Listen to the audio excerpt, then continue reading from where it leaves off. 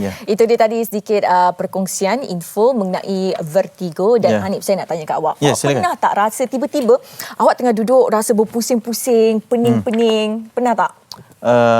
Pernah lah rasa pusing-pusing, pening-pening tu. Tapi saya sendiri pun mungkin tidak pernah mengalami vertigo seperti katakan, atau mungkin pernah mengalami tapi saya tak tahu. Betul. Marsila macam mana?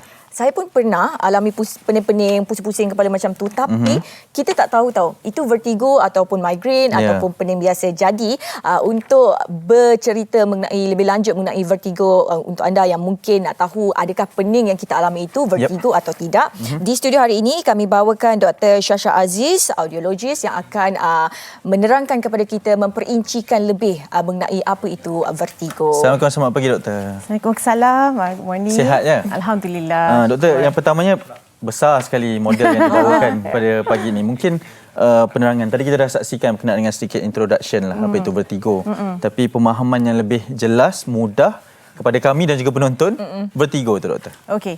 So mula-mula sekali kita nak tahu apakah definisi vertigo kan? So pertama sekali kita nak tahu adakah macam tadi soalan Masila tanya, betul ke kita ada vertigo? Adakah kita sakit kepala, migraine? So yang penting sekali untuk vertigo, pertama sekali bilik tu kena orang tu kena rasa seperti sensasi bilik tu berpusing. Dia kena berpusing. Kalau diri dia yang berpusing, itu bukan vertigo. So mungkin dia ada masalah dengan blood pressure, some sort of like blood work. Maksudnya kita duduk saja tapi kita merasakan seperti berpusing. Betul, kita punya keliling kita berpusing. Itu betul-betul orang tu ada true vertigo, betul-betul vertigo lah.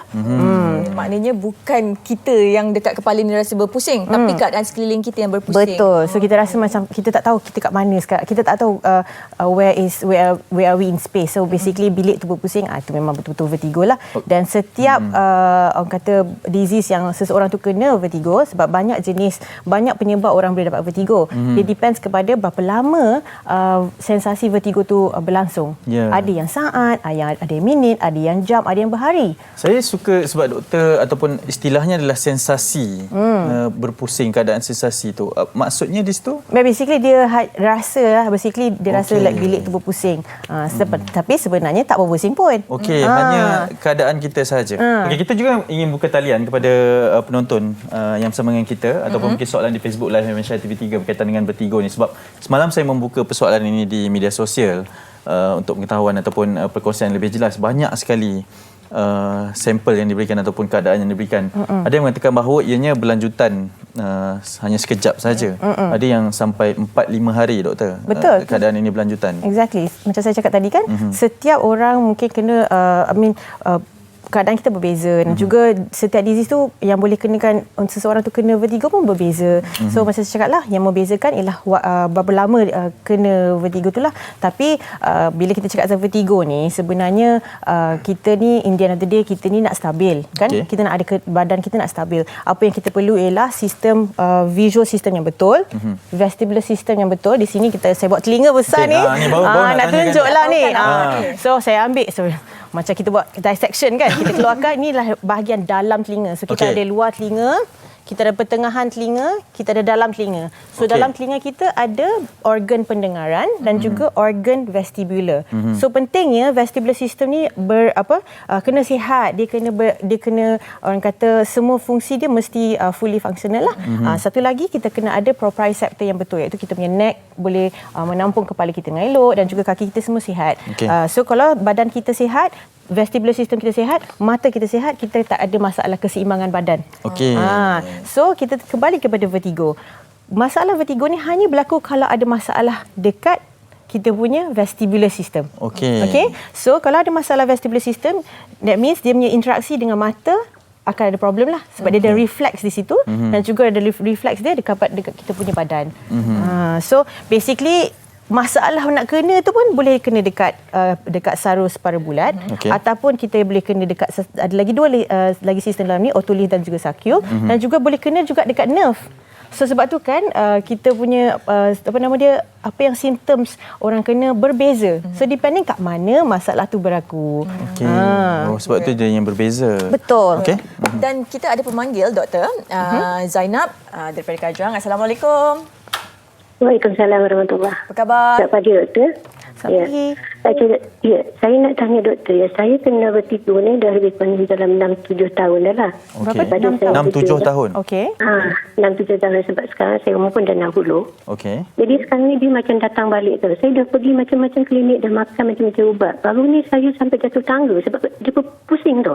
Okey. Dia nampak semua bilik tu berpusing. Lepas tu saya nak muntah sampai tahap nak muntah. Bila saya bangun saya rasa imbalance. Saya rasa macam tu huyung-hayang. Lepas tu saya bangun turun pada tangga. Saya jatuh dari tangga tu duduk sampai ke bawah tu. Allahai. Lepas tu saya muntah. Saya muntah. Bila saya pergi klinik, doktor suruh saya berdiri tegak, rapatkan tangan. Lepas tu dia macam tak balance, dia macam goyang-goyang kan. Lepas tu dia bagi satu jenis ubat. Simetil kalau tak salah saya. STEMITIL. Bila saya makan ubat tu dia lagi pening tu. Lepas tu tahap saya muntah. Bila saya baring, dia rasa macam tak selesa. Macam, ya Allah, tak tahu macam mana nak cakap. Lepas tu bila saya duduk, dia pening tu. Dia pusing. Saya sampai tak tahu nak buat macam mana. Sampai saya tutup kepala saya dengan kain, dia rasa gelap tu baru saya hilang rasa tu. Macam mana tu doktor? Okey. Terima kasih. Baik, doktor jelas. Terima kasih banyak Puan Zainab. Silakan doktor. Okey, so basically seperti biasa bila kami jumpa pesakit yang ada masalah vertigo, kita kena buat assessment dulu. Kat mana, macam saya cakap tadi, kita tak tahu kat mana betul-betul dia punya masalah vertigo ni. Kita ada juga masalah vertigo dari central. Mungkin orang tu ada tumor dan sebagainya. Itu pun boleh menjadi punca juga. Betul, sebab kita macam tadi saya cakap, kita kena ada 3 sistem yang berfungsi. Okey, kita kena visual system kita bagus, vestibular system kita bagus dan juga proprioceptor kita bagus. Semua input ni akan bercakap dekat bahagian otak yang memang menjaga kita punya kestabilan. Di bahagian cerebellum. Okey, all those nuclei lah. Okey. So, bila ada masalah macam tumor ke apa di bahagian kepala tu, dan you boleh dapat central vertigo. Yang itu boleh lama. Nak baik pun lama. Dia boleh lama maksudnya Dia punya sensasi vertigo tu boleh lama lah. 5-6 hari seminggu pun. Oh, actually boleh bertahun-tahun, boleh dan selama-lamanya lah sebenarnya. Selama-lamanya? Kalau tak buat apa-apalah. Okay. Sebab basically in the end of the day, bila kita kena apa-apa masalah vertigo ni, dia akan kita punya otak ni dah kena reprogram balik. Sebab dia macam apa jadi ni? Kenapa informasi mata tak sama dengan telinga? Kenapa masalah telinga tak sama dengan badan? So otak tu kita kena recalibrate balik. So kembali kepada soalan Puan Zainab tadi, first kita kena buat assessment dulu kat mana masalah dia sebenar. So selalunya kalau kita dah dapat tahu apa masalah dia, kita akan terus buat rehabilitasi. So kita ada vestibular rehabilitation therapy. Memang selalunya kita kalau jumpa pakar ENT, pakar neurologist, mungkin dia akan bagi Stemetil ataupun Bitasec, iaitu ubat untuk orang kata meredakan rasa vertigo tu. Tetapi kalau betul-betul nak baik, kita kena buat vestibular rehabilitation therapy. Kita kena buat terapi di mana otak kita ni kena orang kata calibrate balik. Nak tahu kat mana problem dia supaya dia belajar balik untuk stabilkan badan kita, supaya mata kita ni, selalunya orang kena vertigo ni dia akan ada mata dia macam bergerak-gerak laju, namanya nystagmus. So itu semua kita nak kena betulkan balik supaya dia boleh dapat dapat balik kestabilan di manakah kita di dunia ni. Selalunya macam kita, kalau you tengok satu dot ni, you keluarkan tangan you. Kalau you gerak, you boleh ikut dengan tenang. Patient yang ada masalah vertigo ni, bila benda berlalu dengan laju, dia akan pening. Dia akan rasa macam mabuk, dia rasa macam loya. Sebab otak dia belum lagi boleh, orang kata dia tak recalibrate the brain lagi, supaya dia boleh tahu, benda ni bergerak, I gerak kepala I, memang benda ni berhenti. Gerak kepala. That means Masila cuba buat sebab Masila pening tak? Tak. pening. Okey. So untuk Puan Zainab, saya sarankan untuk teruskan kalau boleh buat ujian vertigo dan juga seterusnya buat vestibular rehabilitation therapy. Tapi itu kalau betul kita ada masalah vertigo dan juga masalah vertigo dia adalah daripada peripheral ataupun even kalau central pun kita boleh lagi rehabilitasi, cuma duration dia lama sikit. Agak panjang dan sedikit berbeza lah metodnya. Jadi maknanya kita perlu melakukan pemeriksaan lah untuk mengetahui vertigo kita itu. Yes. Yang penting assess dulu. Kita ada lagi seorang pemanggil dari Kota Damansara. Kota Damansara kali ini, Puan Hayani. Hello, Assalamualaikum. Waalaikumsalam. Ya, Puan silakan. Saya Hayani daripada Kota Damansara. Ya. Saya mengalami vertigo ni dah setahun lebih. Okey. Mula-mula saya pening, saya tumbang pening, tak boleh bangun. Saya masuk ward dalam seminggu macam tu. Lepas tu saya sekarang ni refer dekat Dr. Sungai Buloh. Okey. Dah macam dah setahun dah, tapi memang tak ada ubat ke macam mana vertigo ni? Puan Lagi satu, menjalani saya fisioterapi tak? Ada buat saya terapi dah buat dah. Okey. Terapi dah buat. Sekarang ni dekat rumah pun doktor sarankan sebab terapi hari-hari lah kan.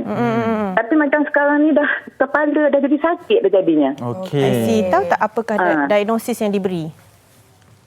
Tahu tak kenapa kenanya vertigo tu? Puncanya di mana puan, tahu tak? Puncanya tak tahulah sebab tiba-tiba je saya tumbang, saya pening. Saya pening, saya bangun tak boleh nak duduk. Macam tu. Hasil dari pemeriksaan sekarang doktor, doktor beritahu tak puncanya telinga ke kepala? Dia kata memang daripada cahaya telinga tu dia kata dah keluar. Jadi persembangan badan tu tak stabil dia kata. Persembangan. Okey, baik. Puan itu saja? Jadi saya nak tanya dia boleh efek ke macam ke barah otak ke, itu yang saya takutlah. Faham. Macam tu. Okey. Sebab saya sakit kepala tau. Bila saya baring berpusing, nak bangun pun dia berpusing. Ya. Okey, baik. Terima kasih banyak Puan Hayani. Ya. Okey, terima kasih ya. Thank you. Okay. Assalamualaikum. So, salam. So basically macam sama juga macam tadi dengan Puan Zainab. Kalau boleh kita kena assess dulu betul-betul. Seterusnya kita buat rehabilitasi. Macam tadi Puan Hayani. Basically bagus lah tu dah buat rehabilitasi di rumah. Tapi kalau boleh datang balik buat ujian balik. Okey. Sebab kadang-kadang macam ni. Ada juga kadang-kadang cases di mana first kali dia kena BPPV ataupun benign paroxysmal positional vertigo, di mana stones tadi kita nampak dalam video tadi ada di mana ada stones tu terkeluar. Stones tu kalau masalah stones tu kalau dia punya masalah dekat kita punya bahagian kat sini ada apa orang kata stones tu, calcium carbonate tu dia boleh terkeluar masuk ke dalam kita punya salur separuh bulat. Kalau macam ni makan ubat apa pun dia takkan baik sebab dia masalah mekanikal. So kita kenalah maneuver dia. So untuk pakar audiologist ataupun ENT ataupun fisioterapis yang dah tahu macam mana nak buat, dia boleh masukkan balik stones ni ke dalam rumah dia. Sebab tu pentingnya diagnose tadi tu. Ya, betul. Kalau boleh sebaik-baiknya dapatkan ujian yang betul. Kalau macam kami memang kita buat ujian betul-betul lah. Kita buat vestibular head impulse test, kita akan buat proper head maneuver, nak tengok betul ke ada terkeluar stones tu. Lepas tu kadang-kadang mungkin dah baik dekat dah masukkan stones tu dah baik, tapi orang kata the first damage has done. So that means otak tu masih lagi kita kena betulkan. Maksudnya kita kena bagi tahu kat mana fokus kita selepas ni. So kalau let's say masalah dia sebelah kiri, kita kena fokus sebelah kanan. So kita kena ajar otak kita untuk fokus sebelah kanan. So lepas dah betulkan ini, kita kena buat rehabilitasi vestibular rehabilitation therapy pula. So sebaik-baiknya kalau boleh kita dah pas dah test tu, dah buat ujian kat rumah, datang balik check balik. Okay, Doktor, mungkin sebentar lagi akan kita pendengarkan ada seorang individu yang sudi untuk berkongsi berkaitan dengan pengalaman secara peribadi dengan serangan vertigo ini.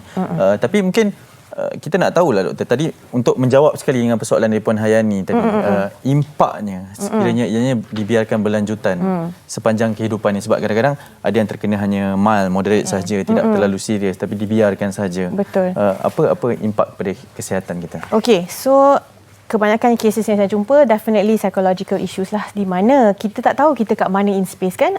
Kita akan takut nak keluar, kita takut nak drive, kita takut nak pergi kerja. Kadang-kadang cases macam ni susah kita nak buat kerja, nak pandang laptop ataupun membaca buku pun susah. Sebab dia tak boleh nak fokus kepada apa yang dia baca. So, buat aktiviti itu membuatkan mereka lagi pening. Maka, mungkin dia akan kehilangan kerja. Dia mungkin akan berhenti bekerja ataupun dia akan tak nak buat apa-apalah. Duduk kat rumah, baring. Sebenarnya macam itu antara yang paling common kita jumpa. Psychological issues, dan mungkin dia rasa diri dia tak boleh berfungsi. Sebabnya dia tak tahu macam mana nak buat ni. Tak boleh nak jalan, takut jatuh. Macam tadi kita Puan Zainab, I think Puan Zainab yang cakap dia jatuh kan. Sebenarnya dalam vertigo ni paling kita risau sekali ialah jatuh. Simptom vertigo ni dia tidak membawa ke maut. Tapi bila jatuh tu yang kita takut. Itu yang boleh menyebabkan kecederaan lain. Dan mungkin nak tanya sikitlah, kalau contohnya ketika kita sedang memandu, saya memandu tiba-tiba diserang vertigo, apa yang perlu saya lakukan? Kalau saya sarankan, kalau dia macam first time kena, kalau dia rasa siapa-siapa pun lah rasa macam like something's not right, you berhenti kat tepi. Sebab kita tak tahu berapa lama pusing tu akan berlalu, dan kita tak tahu macam mana, kita takut macam tadi juga saya dah cakap, kadang-kadang bila kereta berlalu tu pun akan buatkan kita lagi pening dan lagi berpusing. So itu namanya visual vertigo. So kita takut kalau boleh macam tadi Masila tanya apa nak buat kan, kalau boleh kita park tepi, rehat, kata biar benda tu berlalu. Jangan takut, biar benda tu berlalu, pegang sesuatu. Pegang sesuatu. Rasa yang you ni sebenarnya masih lagi dalam kereta tu. Ataupun kalau berlakunya di atas katil, pegang sesuatu. So you tahu yang Kita macam tahu kita kat mana. kita tahu kita kat mana. Okey. Baik, itu satu pesan yang sangat menarik tu. Okey, doktor, kita simpan doktor dulu sebab kita ada satu perkongsian.